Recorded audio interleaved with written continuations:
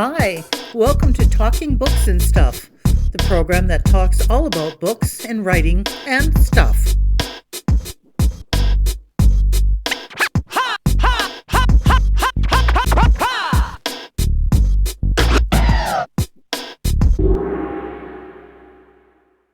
Here's your host, Dennis Rimmer.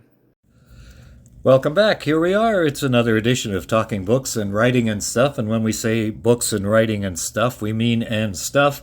And by and stuff, that includes cooking. We've had cooks and cookbook people on before. We have another one right now. It's Felicia Fox. And Felicia, I'm assuming you're from Saskatoon. Is that right?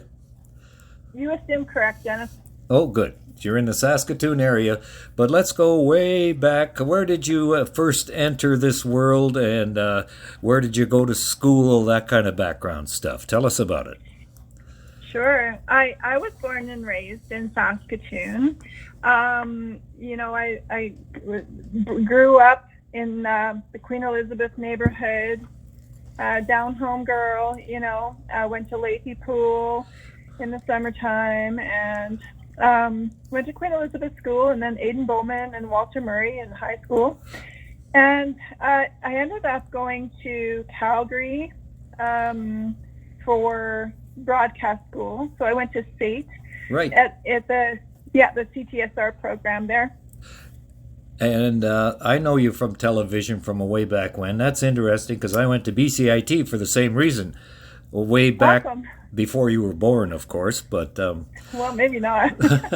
So, that's right, SAIT. We know Betty from CFQC went to SAIT, and lots of other people. In fact, way back when I visited CFQC TV, Stan Thomas said, well, you can either go to school or you can go work in Swift Current. So I went to school. So if you want to get into the business. Yeah. So you came back from, was back in Saskatoon your first media job? Yes. Well, interestingly enough, right out of high school, I was an unemployed bum. So I ended up volunteering at Telecable 10. And so I was about 19 or 18 and a half, and I spent a year living, breathing community television. And that's basically where I learned so much. They gave me free rein to do any kind of shows I wanted to do. So I ended up producing, one of my biggest accomplishments there was producing six half-hour shows on Saskatoon musicians, and we called it Marmalade. It was so cool. Well, great. Yeah. Well, yeah. So, as you know, Wifey Person was a long-time record-holding CFQC CTV employee here in the Saskatoon area. She's no longer in the business. You're no longer in the business, apparently. But we all have a sense that once a broadcaster, always a broadcaster. Do you have that feeling? I really do have that feeling. Ever since I spent that summer at Telecable 10, and then eventually going to SAIT in Calgary, and then after I got back home, I got a job at Global, and then spent years and years at CFPC. It's my first love, and probably one of my only loves, because I love operations. I love video production. That's what I got into. So, yes, I would have to agree with you, Dennis, that once a broadcaster, always a broadcaster. And now you're not. You're a cooker instead of a broadcaster. It's Felicia Fox, Food with Felicia Fox. So, what made the big change? What happened in your life that made you decide that I'm not going anywhere with the television thing? Mainly because everybody's been fired anyway. But yeah. You came to an end of the road, maybe not by your choice, with lots of layoffs, as we all know, throughout the industry.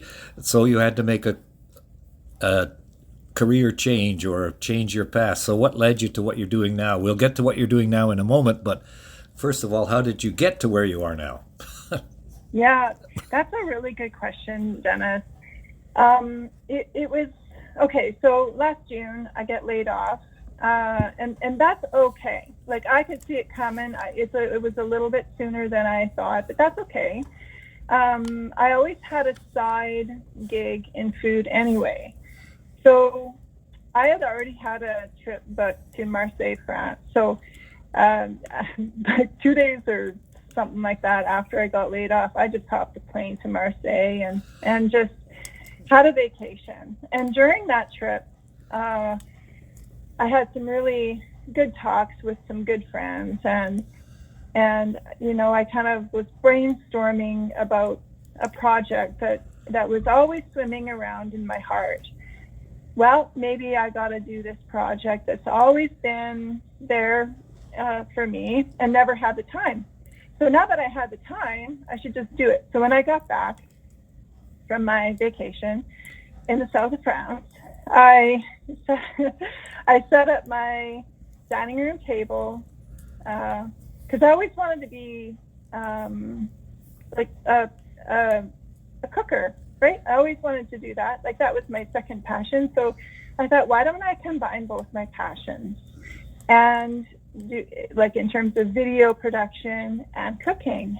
And so great. I set up my living room. It was awful, Dennis. The production quality was just awful. But I didn't let that stop me, because I knew that from doing it, I would just get better. And you just did it. Now you have Food with Felicia Fox. Is that right?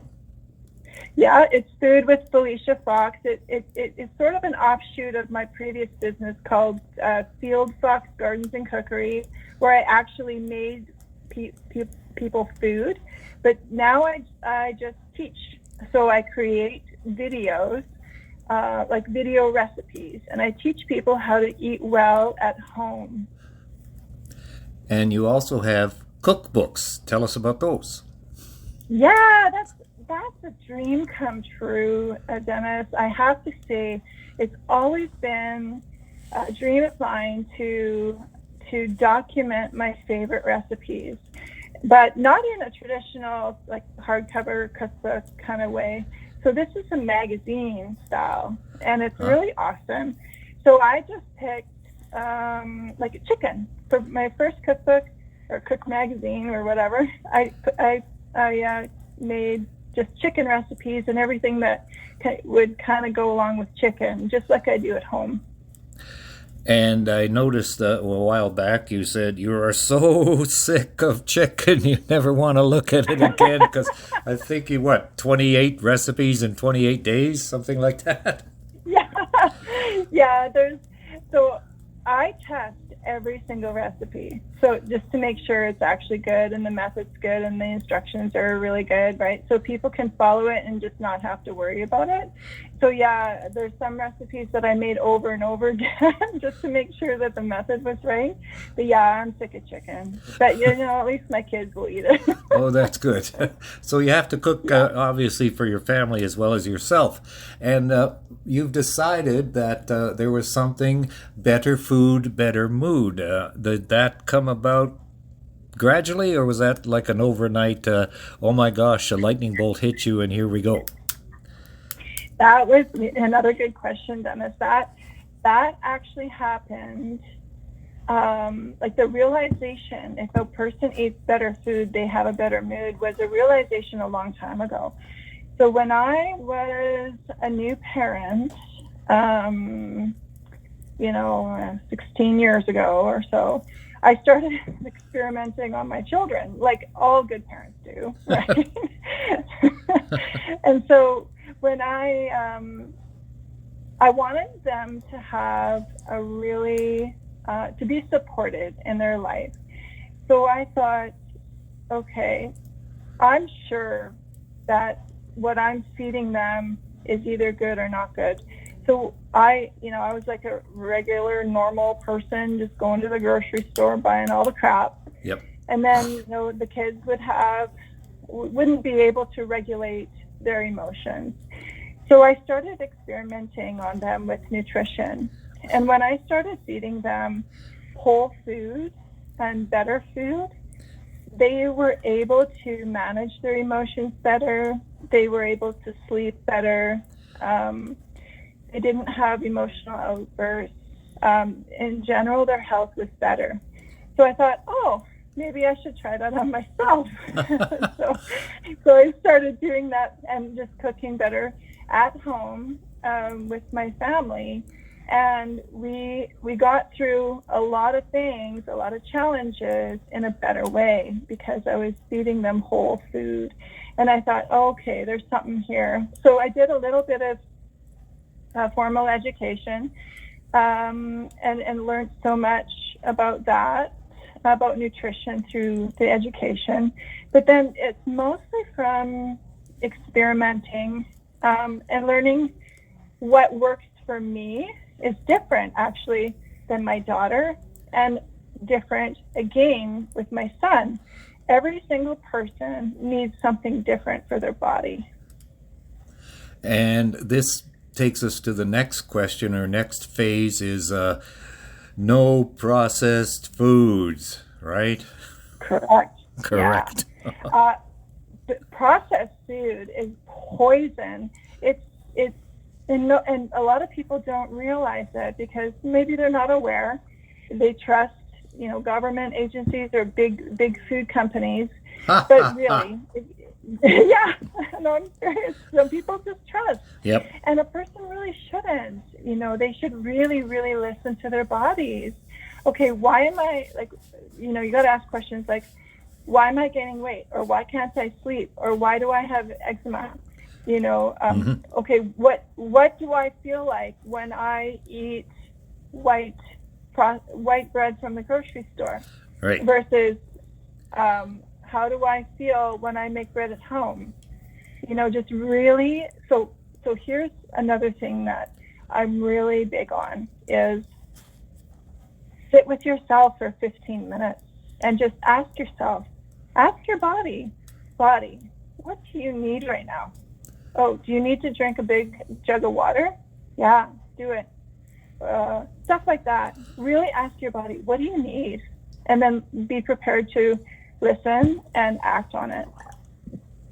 Well, I can understand why, excuse me while I cough. Yeah. We were watching the news the other night, just as an aside, and a poor guy from Regina had a coughing fit on air. Oh my God, the poor guy. Oh no. Oh yes. But it happens. People cough. Oh yeah. I said to myself, doesn't he have a cough switch? Oh well. Anyway, we're talking about process. I can understand today's day and age compared to when I was growing up and Diane was growing up that we hardly ever had a bag of potato chips in the house. If we did, it was a big treat, and you got handed out 3 of them at a time, and that was it. And we walked to school and all that kind of stuff. That's different. But people nowadays, and I don't blame it at all, it's far easier when you have 3 kids in the back seat. 2 of them have to go to hockey practice. 1 has a piano practice. If they're indeed a couple, one of them is working shift work, so it's just so easier to pull through the drive-through and get the this and that and the other thing and take it home. But as I've found, though, natural foods, it's much cheaper, believe it or not, to go to even the grocery store and buy You can buy a cartload of vegetables for half the price of a cartload of processed foods. Do you find that? I absolutely do find that, yes. And I do understand the pressure that parents are on in terms of, all of the school and the activities and working shift work. And I live it. And that's why I developed all of the things that I've developed for my own family, and that's why I want to share it. It just takes literally 15 minutes a week to really intentionally build your pantry so you can be prepared enough to eat healthy and still do all of the things that you need to do. And if you do that, you'll have more energy and more patience, and you'll have more fun because your mood is better. Like you said, better food, better mood. Absolutely. I'm looking through a newspaper today. Believe it or not, they're still around in some places. A lead line was Saskatchewan residents ready to eat sustainably. Your thoughts on that? Oh, That's great. I think that there are movements in little pockets throughout the province, throughout the world, throughout the city, where people are getting back to traditional ways of creating meals for themselves.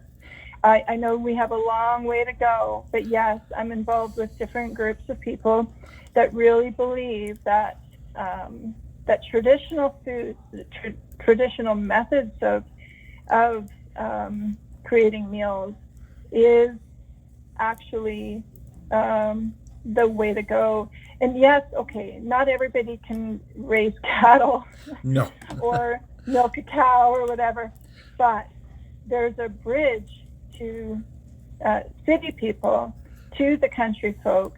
There's all kinds of bridges, and it just takes intention. It just takes a little bit of intent to. There's so many around Saskatchewan, so many makers. It's easy to find somebody that can supply you with better food. One of the Facebook pages you have describes you as your culinary guide to delicious wellness. What does that mean to you, and what can we expect from that slogan? Oh, yeah. So the recipes that I share or that I have in my Cook magazine and also through my newsletter service is they're simple recipes with accessible ingredients, and then I am available for hire to help you in your own home, go through your pantry and make things very organized so you have a well-stocked pantry, a well-stocked freezer. So on your busier days, you can whip up a meal within 20 minutes, like a nutritious meal within 20 minutes. Even if you are on your way to hockey, it's easy to make a nutritious sandwich than to go through McDonald's or Timmy's. So it's just practicing organizing your pantry and your freezer, and with my guidance, a person can do this so easily. Like, it's so easy to be organized that way. Felicia Fox is with us. A couple more questions. You're also involved a lot in community groups. Maybe you can give us a little rundown on that aspect of your day-to-day life. Absolutely. I'm involved with 3 off the top of my head at the moment. So I'm a member of Slow Food, and Slow Food is an international organization. It talks a lot about traditional foods, traditional methods, and preserving those traditional foods and methods. And we have a small chapter in Saskatchewan, and I encourage anyone to reach out to the Saskatchewan chapter and become a member. We have events twice a year, and it's to fundraise and to spread the slow food message. I'm also a volunteer for the Riversdale Community Fridge, and they're always looking for volunteers or financial donations, and that provides ready-made food, and I deliver it to the Riversdale Community Fridge, which is in the parking lot of Comfy, and just off of 20th Street there. So I deliver to that, and also I'm involved with CHEP. CHEP is the acronym for Childhood Hunger and Education Program. So I work a lot with their programs, teaching. I give cooking classes and just teach people how to make good food with accessible ingredients. So what's on your dinner menu for tonight? Well, I was just away for a week, a hockey tournament in Alberta, so I have absolutely nothing in the house right now. So after we're done talking, I'm going to pick up a few groceries. But my son, he wants me to perfect a pizza that sometimes they get as a team from Panago or whatever, and it's ranch. It has, instead of a tomato sauce, it has ranch, chicken and bacon. So I'm going to try to perfect that method, just so, they don't go out to order all the time. I can just make it for them at home. Right. But I also have a loaf of bread going, and I'm going to my mom, who lives in a senior care home. She has requested me to bring her a meal. For tomorrow, I'm going to make her a pan-fried trout fillet with steamed Brussels sprouts and then sautéed in bacon grease, and then mashed sweet potato with some maple syrup mixed in there. So those are some of the things that I'm going to be making in the next 24 hours. Sounds great. About you've got your magazine now. Can you run us through how you actually produced this? Like, did you do it yourself? Do you have desktop publishing? How did you do it? I have a wonderful lady that helps me with the design aspect. So I type out all of the recipes and the methods and in the order that I want the cookbook to flow. And then she gets on Canva and she designs the pages. And then she sends me the entire file. And then I uploaded it to a website called mixem.ca, and I just plunked the file in there and did a couple little adjustments. And then, so this publisher is in Toronto somewhere, and then they just sent it to a box of magazines to me, and it was so easy, so awesome, and they came out so good. It's such a pretty magazine. That's great. Okay, now before we wrap it up, how do we access Food with Felicia Fox and all your other various endeavors? What's the best way to get in touch with you? The best way is to go to my website, foodwithfeliciafox.com, and you can see all of my offerings there. I offer 3 levels of interaction, from newsletters to in-person like instructions. You can sign up for my newsletter there, and there will be a link to purchase my cooking magazine. And also you can find me on all the social media platforms. I have a bunch of free videos on YouTube, so it's just Food with Felicia Fox on YouTube. There we go, Food with Felicia Fox, and you'll have no trouble accessing all of these wonderful hints, tips, suggestions, and recipes from Felicia Fox. And we thank you for being with us today. Thank you so much, Dennis, for inviting me on your show. I appreciate it. Thank you for visiting with us today. This is Talking Books and Stuff with Dennis Rimmer. Contact him at dennis@talkingbooks.tk. Thank you, and may all the good news be yours.